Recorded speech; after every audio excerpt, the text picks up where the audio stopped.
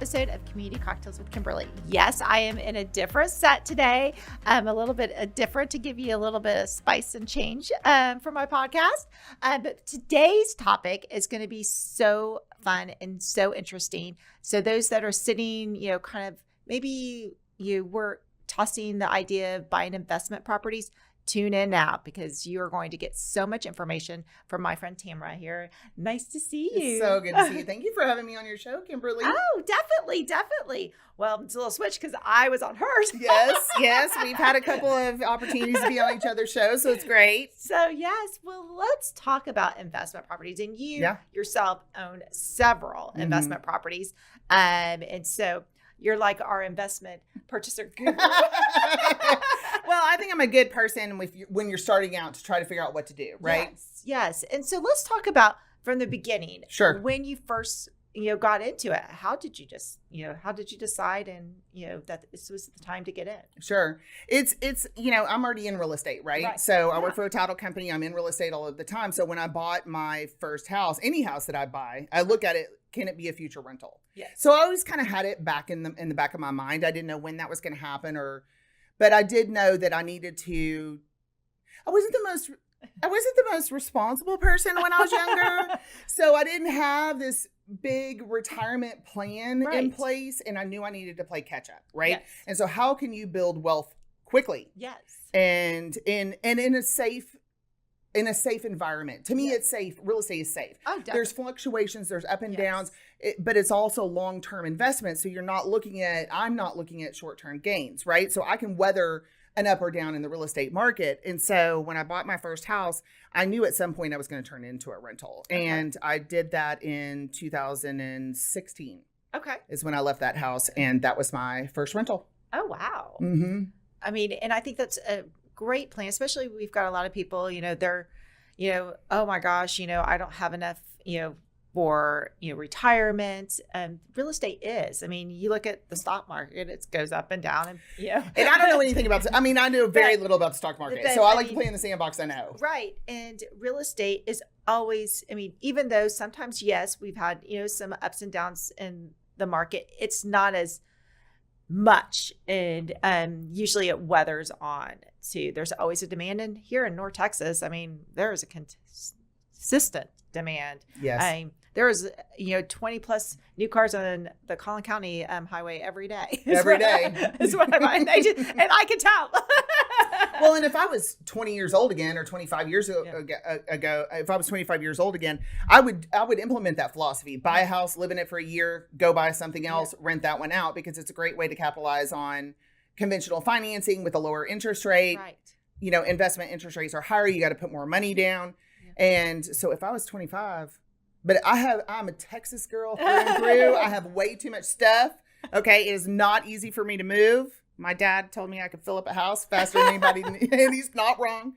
So I don't do that anymore. But there are strategies that I've been able to implement since buying that first one, or renting out that first one. Well, I think let's talk about, getting into diving in. Mm-hmm. What was, some of the first things you considered? Okay, yes, I'm going to live in this home, this year for a year, 2 years, I don't know, 5 years. How were you able to take that, build a nest egg so you could do the next step of being able to hold that house, feel comfortable that you're going to rent it, and then buy that next house? So there's a rental strategy. Yes. It's called the BRRRR method. Yes. Buy, renovate, rent, refi, repeat. Okay. And so after that first one, you've got to have a lot of capital to get into another house, because it's 20% down, plus the closing costs, plus any repairs, plus the hold time between buying it and renting it. Yep. So I didn't know what it was at the time. I just happened to be doing it. And then somebody told me there was a method. And I was like, oh, okay, cool. I'm doing it right. So I have implemented the BRRRR method, and it works really well for me. So I buy a house. It needs a little bit of renovation. I renovate it. I put a renter in it. In 6 months to a year, I cash out, refi it. And then that gives me the capital I need to go do it again. Right. Okay. That worked really well until interest rates shot up and became double what they are now. Right. So yes. everything's locked in that 3.75% interest rate. Right. And so I had to find some alternative methods to keep going. Yes. I think we all did. Well, on the flip side, your rents probably were able to increase on some of those properties. They were. So that was a good thing, even though interest rates kind of maybe offsetted some of that on that. So let's talk about we talked about you getting in started. Some of the challenges you have seen as you've started this process of buying investment properties. Yeah, I took some notes and it was like challenges. Oh, it's one word, tenants. It's just the one. I keep checking. Let me check again. No, yeah, it's just the one word. And I know a lot of people that that does scare people. They're like, oh, this is my investment. It's something that I take pride in. Is someone else going to take that much pride in that Sure. investment? So. Yeah. And I've had some experiences where I've had, I had one tenant, he was a young kid. I was kind of in a bad situation where my tenants vacated before the lease. They broke their lease. They vacated. They left in December. Terrible time to try to re-rent. January is even worse. Yep. And I had to find a tenant. I only had one application, and it was a young gentleman, and he was never home, and he had 2 large dogs. Oh, gosh. And so I did have an experience where the house was deteriorating is a nice word for it. Yes, I can imagine. I mean, luckily the house wasn't updated, so it wasn't as big of a deal. I knew when he moved out, I was going to have to renovate it anyway. Right. So it in that way, it was fine. I knew his security deposit was never going to cover the damage that was being done to the house. Right. And so, but I was in a bad situation. Leases should end no earlier than after spring break. Yep. And until the end of October. That's your window. That's your window to renew a lease. So you're taking notes down. After that, it becomes challenging because the holidays, people don't want to move around and kids are in school and all of that kind of stuff. So, that one, I kind of feel like I got lucky just because I already knew the house had to be renovated. Yeah. But the damage was pretty significant. I just personally don't allow animals in my rentals anymore. Okay. Very interesting. So have you had any challenges with that? Because too, we have now a lot of support dogs and support animals, Oh yeah. I had someone pull a fast one on me. I said yes to the lease and she was like, oh, by the way, I have an emotional support animal. Yes. And I'm like, it was a 7-pound Chihuahua. I'm not sure who was supporting who in that instance. Okay. I wasn't as worried about the Chihuahua, but it did set the stage for a dishonest relationship. Right. Because she wasn't honest with it about that with me up front. Yeah. And once I agreed to rent the apartment to her, I couldn't or rent the unit to her, I couldn't say no because that's against the law. Right. Yeah. So my answer was probably not something everyone else would do, but I told my leasing agent to text her leasing agent and ask her point blank, is this how you would like to start our relationship? Oh, yeah. In a dishonest way. Yep. I have to lease the property to you. Right. But I'm letting you know that this is not necessarily the way that we should start our relationship together. No. And as soon as your lease is up, I'm giving you a non-renewal lease because I don't want to do business with people who are dishonest. I think that's a great way to handle it. So it was a little bit of a hammer. But yes, it does. I know on our Texas applications, it does ask, if you have a pet and if is it an emotional, there's a checkbox, emotional support or not. So, just like any of the occupants that are in there, if you have someone, really anyone over the age of 18 should, it needs to fill out an application because even though they're not, maybe they're not financially doing it, a child that's an older child, their background check needs to be ran. Correct. So. And that's a violation of the lease agreement. You can terminate the lease if you want, but stuff like that gets expensive too because now you've got to start over with re-letting the property, right? Correct. I have had challenges with tenants. It's not my favorite thing to deal with. So after property number 2, I got a property management company. I was also going to ask you, and because that's another cost that people are factoring in if they're looking at, okay, I want to go into buying my first investment property, and they're weighing, should I hire a property manager, or should I manage it myself? Sure. And there's a lot of factors to consider in there. The TAR, Texas Realtors website, there's a whole property management code that you have to follow, right? There's rules and regulations that landlords or property owners or property managers have to follow. Right. And if you don't understand what those regulations are, you can get yourself in a lot of trouble. Yes. Luckily I'm in real estate, so I had access to that information, right? Yes. I knew about that information. Right. But I think for me it was, okay, house goes up for lease. Now you've got to lease it. I can't lease a property. I'm not a practicing realtor, right? So you get the lease, then you've got to go through the background check, the application fee. Who's processing all of those things? Right. And then you got to come to the lease terms, fill out the lease. Then you got to get the people in there, and then somebody's got to take care of it while they're in there. And the breaking point for me was I was sitting outside, waiting to go in an appointment with a realtor. One of my clients at 4 o'clock in the afternoon, and my phone's starting to blow up. One of my units, the water heater busted, and water's going everywhere, and the shutoff valve doesn't work. Oh gosh! And so water is just, and I had renovated the unit, so water's just gushing everywhere, and so it's drop everything. Tell my realtor, I have more than a full-time job, right? So it just became one of those things where I knew I just couldn't manage it myself. It was a lot. Gotcha. There's people that do it all the time. Yeah. It just wasn't in my busy professional career, and I'm a single woman, so I still have to manage my whole personal life. Right. It's just too much. It was too much. So I would say if you have a full-time job or your job requires a lot of traveling, may want to look at a property management. But if this is your full-time job, that you're going to take this as your full-time job, then it's different. It's a different scenario. There was one thing that I learned when my property manager took over my existing leases is there is something to someone who understands how to fill out a lease agreement. Right. And not everybody fills them out the same. And the people that I'd had previous, because they didn't have experience, that's not a traditional realtor's main goal. Your goal is, or your business is buying and selling houses, right? You do lease properties, but it's not your main focus. Right. And so when he examined all my existing leases, he had found holes that were problems in the lease that weren't to my benefit. Gotcha. And so I said, okay, once these expire, then we've got to get them all on the same platform, filled out the same way with the same protections. Yes. And that's really important because this is a huge financial investment. It is. And that's, I think the viewers looking at it as that it's a huge financial investment. So I would say a big advice is, maybe, start with a property manager. And if you decide you get 3 properties and you're going to do this, as a full-time job. Oh my goodness, yeah. This would never be my full-time job because you remember the challenge I said, it's tenants. Yeah. And not all tenants are bad. I'm not trying to say that. Yeah. Please don't take that the wrong way. I have some very lovely tenants. Right. So now, but when I was first getting started, I just didn't know. Right. Well, let's talk about what you look for in a property to fit into your mold of, criteria. A good, an ideal investment. Sure. Obviously, we're going to say location. Yeah. Well, we got to make sure it's going to rent, right? Yeah.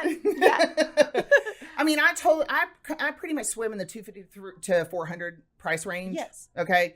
That's a safe price range for me because you've got to consider the amount of money you've got to put down and kind of what those costs are going to look like ongoing.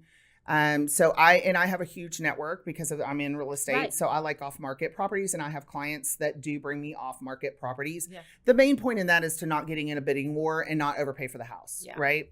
You don't necessarily need to be able to find properties off-market. It's more like I look for properties that are under current market value that need some renovation. That's why they're not being listed for current market value. Right. Maybe not as much fit for the retail market. And there's a lot of those kind of properties out there. Mm-hmm.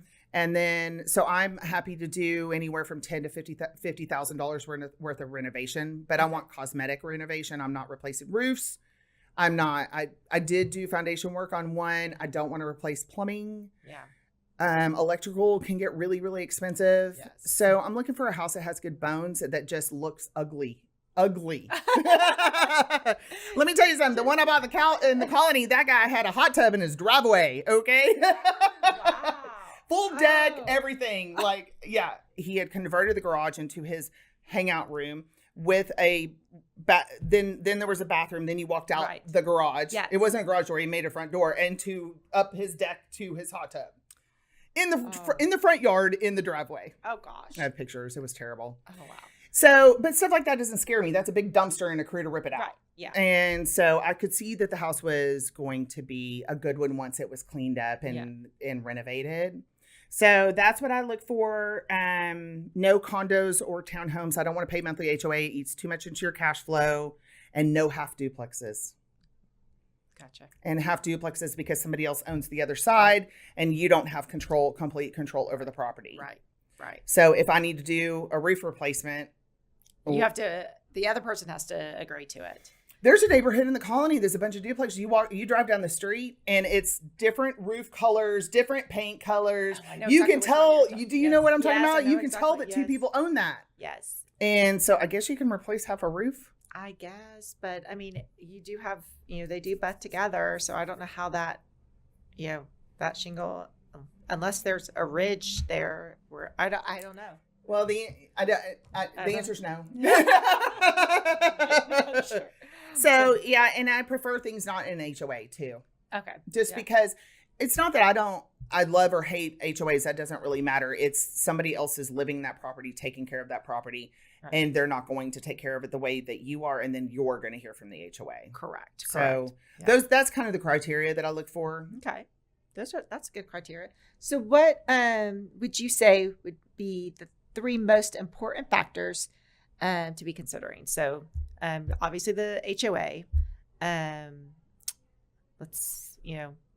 For me, it's a deal, right? I want it to. It's the numbers. It's a numbers game. So once I complete the renovations, when I go to do the cash out refi, I think there might be a new rule where you have to wait a year now for a cash out refi. Possibly. Yeah, I heard rumors about that. I can't confirm or deny that, but I usually wait 6 months to a year to cash out refi, and then I pull the cash out. So when the appraiser comes around, because the lender's going to hire an appraiser, right? I need there to be that equity in there because they're only going to let you pull out 70-80% LTV. Yes. And so I need that equity gain in there so that I have the money to pull out of it. So for example, the Colony property that I bought it off market at 210. I pumped 40K into it. Okay. And then it appraised 6 months later for $350,000. Oh, wow. So you already had quite much equity and I was that you could ready to go to pull out, ready for do my cash out refi. So that's what I look for. Okay, It's the reason and I have a crew that does my renovations for me. I don't have to micromanage them. They are, awesome. They know exactly what I want. White walls. I want that brownie gray, luxury vinyl. Yes. We have a template of what the houses are going to look like because I know what will speak to women who are the ones that typically drive that. Yes. And so he does it at a very cost-effective way, really quickly. But his work it's pretty good. Every once in a while, there's a few things on the back end, but he's turned an entire house for me in less than 8 days. Oh, wow. They literally work around the clock. Wow. So he's quick. That means my holding costs are down. Right. And so I want that off market ability to gain so that I can do the cash out refi later and pull out quite a bit of income without definitely having to overpay for the house. Now I will tell you, the Sherman house, I did go into, it's against my religion, but I went into multiple offers. I was the top bid, but it's Sherman. Do we all know what's about to happen? What's happening in Sherman? Yes. I do. Well, and that goes back to the rule of location. So you're really looking for, top location, for it. Obviously a good deal, your numbers are working. But, at the end of the day, if you do pay a little bit more and the location is, it may all balance out at the end. I mean, I'm in a little bit of a negative cash flow situation right now with the Sherman house, but I won't be. No, long term. And that's the other thing is when you're buying these investment properties, you're looking at a long term scenario versus that, I'll probably only be living in it for, 3 to 5 years. You're looking at this as an investment that I may have, I have clients that have investment properties, that's bought them when I started real estate. So they've owned them for 20 years. Yep. And so it is a long-term investment. It is. Well, thank you so much. I know I learned so much. Oh, good. And I'm so glad. Enjoy and cheers to success in 2023. Oh, thank you so much for having me on the show today, Kimberly. My pleasure.